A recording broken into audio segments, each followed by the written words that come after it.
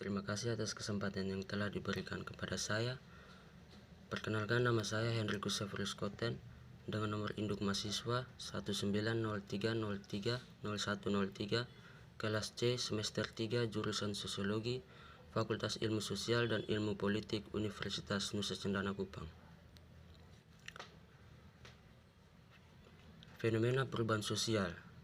Kasus determinasi teknologi dalam mengkolonisasi wajah asli manusia NTT. 1.1 Pengertian determinasi teknologi. Dalam sejarahnya, determinisme teknologi adalah istilah yang pertama kali diciptakan oleh tokoh yang bernama Thorstein Veblen dari tahun 1857 sampai 1929. Pada tahun 1920, yang menganggap bahwa teknologi adalah suatu kesatuan yang independen yang bersifat otonom. Dengan bersifat independen, teknologi berkembang sendiri, namun pada akhirnya akan memberikan pengaruh kepada masyarakat, sehingga adanya reka baru teknologi yang berkembang akhirnya menghasilkan suatu tipe masyarakat yang baru, yaitu masyarakat yang sudah beradaptasi mengikuti perkembangan yang dibawa oleh reka baru teknologi tersebut. Berdasarkan sejarahnya, munculnya determinisme teknologi. Maksud dari determinisme teknologi yaitu memiliki pengertian setiap generasi manusia akan memiliki penemu-penemunya sendiri yang kemudian membuat sebuah hasil karya teknologi yang menjadi landasan perkembangan manusia. Hal ini semakin memperjelas pemikiran bahwa adanya hubungan erat antara perkembangan teknologi dan masyarakat terjadi sejak lama sampai akhirnya dinamakan determinisme teknologi. Determinisme teknologi adalah sebuah teori yang menegaskan bahwa perubahan yang terjadi dalam perkembangan teknologi sejak zaman dahulu sampai saat ini memberikan pengaruh yang besar terhadap masyarakat. Perkembangan teknologi seperti reka baru atau bisa juga disebut inovasi, penemuan-penemuan baru, dan hal-hal lain yang bertujuan mengembangkan teknologi untuk mempermudah kegiatan-kegiatan manusia, memberikan pengaruh yang besar kepada perkembangan nilai-nilai sosial dan kehidupan dalam masyarakat. Determinisme teknologi juga diartikan sebagai suatu susunan otonom yang berbasis teknologis yang kemudian mengklaim bahwa teknologi sebagai suatu faktor yang dominan dari terjadinya perubahan-perubahan sosial yang pengaruhnya sendiri berangkat dari makna kebudayaan dan kegunaan yang bisa diberikan oleh teknologi tersebut. Sebab pada dasarnya dalam determinisme teknologi, inovasi yang ditemukan oleh para penemu di dalam masyarakat juga ditunjukkan untuk masyarakat. Maka dari itu, determinisme teknologi menganggap pentingnya ide-ide manusia dalam menciptakan teknologi yang kemudian teknologi tersebut mempengaruhi kehidupan sosial manusia. Determinisme teknologi beranggapan bahwa struktur yang ada di dalam masyarakat bergantung pada perkembangan teknologi dan beriringan dengan perkembangan yang ada dalam masyarakat. Semakin berkembang teknologi yang ada di masyarakat, semakin canggih dan semakin banyak inovasi yang dibuat, maka masyarakat juga akan mengikuti alurnya sebagai menjadi semakin modern dan berkembang mengikuti teknologi yang ada.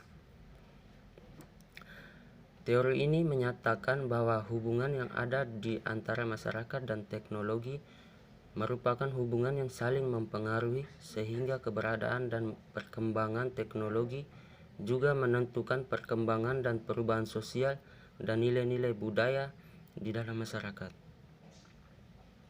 Selain itu, teori ini juga menyatakan bahwa teknologi adalah kunci yang penting dalam kekuatan menguasai serta mengendalikan masyarakat, dan hal ini membawa keyakinan bahwa Perubahan sosial yang ada di dalam masyarakat yang terus berubah dikendalikan oleh inovasi teknologi yang terjadi.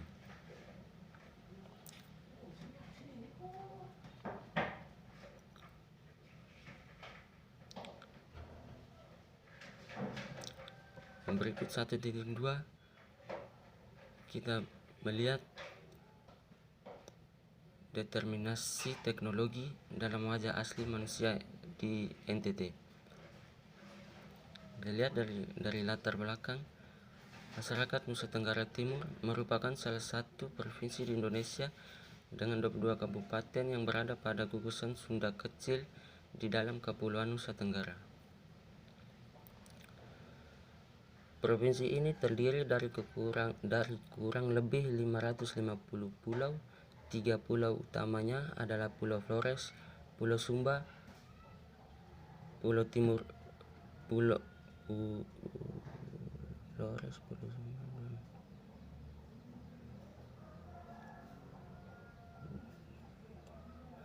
Flores, Pulau Sumba, dan Pulau Timur Barat. Nusa Tenggara Timur menempati bagian barat Pulau Timur. Provinsi ini juga terkenal dengan pariwisatanya yang memiliki panorama dan keindahan alamnya seperti Pulau Komodo, Danau Kalimutu, dan wisata bahari di Pulau Alor. Keindahan alam tersebut berbanding terbalik dengan indeks pembangunan manusia di Nusa Tenggara Timur, memiliki nilai indeks pembangunan manusia terendah ketiga di Indonesia. Hal ini dikarenakan kurangnya pendidikan di Nusa Tenggara Timur, di mana angkatan kerja di Nusa Tenggara Timur hanya memiliki strata pendidikan sekolah dasar dan tidak melanjutkan ke pendidikan yang lebih tinggi. Kesenjangan sosial di provinsi ini juga tergolong tinggi. Hal ini dikarenakan rasio Gini provinsi NTT hanya 0,35, di bawah rasio Gini nasional yaitu 0,41. Kesenjangan sosial pada provinsi ini masih tergolong tinggi. Selama kurang lebih 7 tahun terakhir, Provinsi Nusa Tenggara Timur hanya menempati peringkat 31 dan 32 untuk indeks pembangunan manusia tingkat nasional. Nusa Tenggara Timur selalu menjadi juru kunci dalam presentasi indeks pembangunan manusia.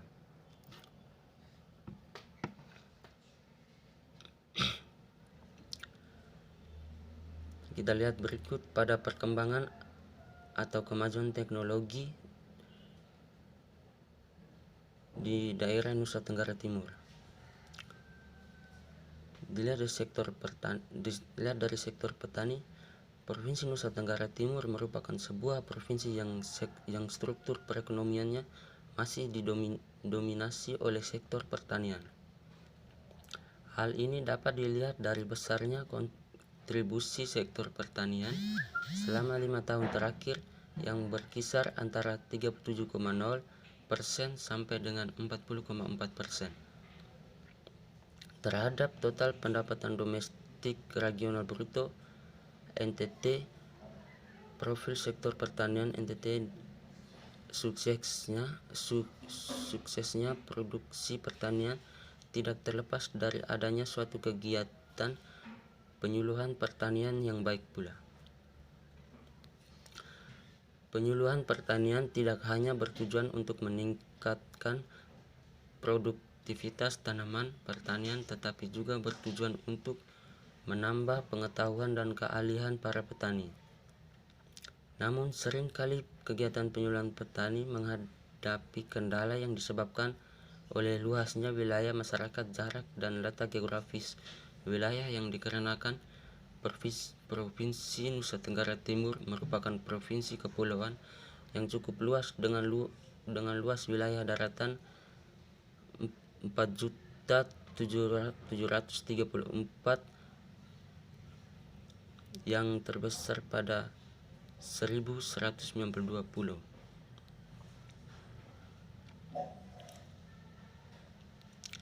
Dengan sebagian besar wilayahnya bergunung dan berbukit, hanya sedikit daratan rendah serta memiliki sebanyak 40 sungai dengan panjang antara 25 sampai 118 km.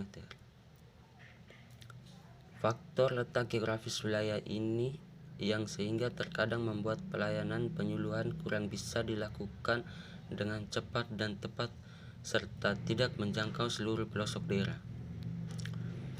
Perkembangan teknologi informasi dan komunikasi dari hari ke hari semakin meningkat dan terus berkembang luas mulai dari daerah perkotaan sampai ke pelosok daerah pedesaan. Dunia teknologi informasi dan komunikasi menawarkan dan memberikan banyak kemudahan dalam membantu memperlancar segala aktivitas manusia di segala bidang termasuk dalam bidang pertanian.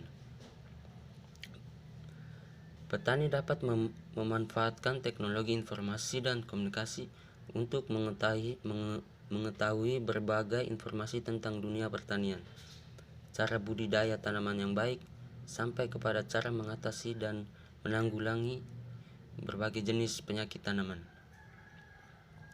Selain petani, teknologi informasi dan komunikasi juga bisa dimanfaatkan oleh para penyuluh pertanian untuk berbagi informasi seputar pertanian tanpa harus turun langsung ke lapangan, sehingga dapat meningkatkan keberdayaan petani melalui penyiapan informasi. Salah satu sarana dalam bidang teknologi informasi dan telekomunikasi adalah telepon seluler yang mempermudah komunikasi secara jarak jauh. Untuk itu, dalam penelitian ini akan dikembangkan suatu aplikasi yang dimanfaatkan teknologi informasi dan komunikasi yang dapat membantu proses kegiatan penyuluhan pertanian, khususnya tanaman hortikultura, mempercepat proses informasi yang ada antara penyuluh pertanian pada petani di Provinsi Nusa Tenggara Timur. Yang berikut kita lihat pada sektor nelayan. Perkembangan yang terjadi akhir-akhir ini pada masyarakat nelayan NTT menunjukkan adanya peningkatan penggunaan teknologi yang pesat.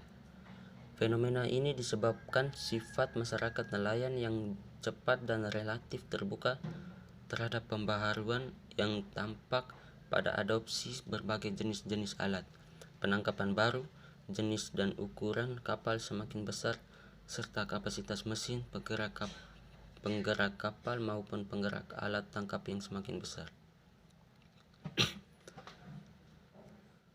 Keberadaan masyarakat nelayan sangat didukung oleh adanya saling tergantung yang tinggi antara pemilik kapital yang dikenal sebagai juragan dengan para burit yang mengandalkan tenaga belaka untuk memperoleh pendapatan. Saling tergantung dan adanya sifat saling percaya yang tinggi sangat penting di dalam operasi di laut, karena besarnya resiko keselamatan maupun hasil penangkapan. Penggunaan teknologi tinggi selaras dengan kualitas modal yang terlibat mestinya juga semakin membutuhkan saling tergantung yang semakin tinggi. Namun dengan jumlah orang per unit usaha yang semakin banyak dibutuhkan bentuk manajemen, sehingga pola hubungan tradisional cenderung ditinggalkan. Salah satu bentuknya adalah melemahnya hubungan patron klien, di mana saling ketergantungan yang mengandalkan bentuk-bentuk hubungan kekerabatan dan hubungan personal mulai mengendor. Perubahan dalam penggunaan teknologi penangkapan ikan terjadi baik dan segi ukuran dan kekuatan maupun penambahan beberapa komponen yang bani sama sekali yang sebelumnya tidak dikenal. Antara teknologi lebih sederhana dan modern terlihat adanya penambahan kapal-kapal besar, kekuatan mesin dan besar serta panjangnya jaring-jaring penangkapan ikan.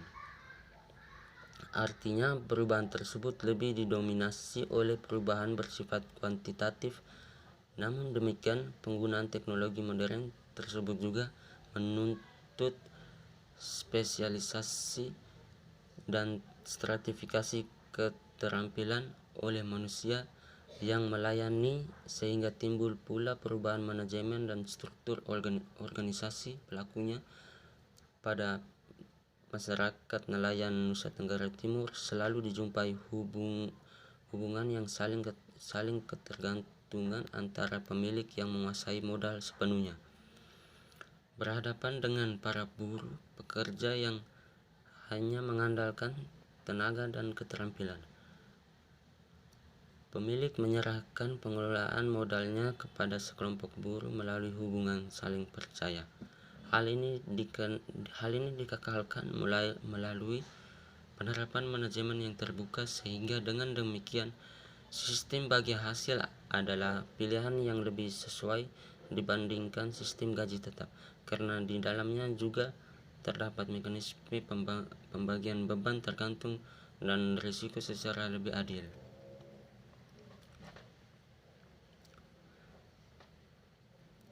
Dilihat dari perubahan teknologi informasi ini, masyarakat Nusa Tenggara Timur lebih berkembang dengan pesat dengan baik. Sekian hasil ujian tengah semester saya. Salam hormat dari saya. Terima kasih.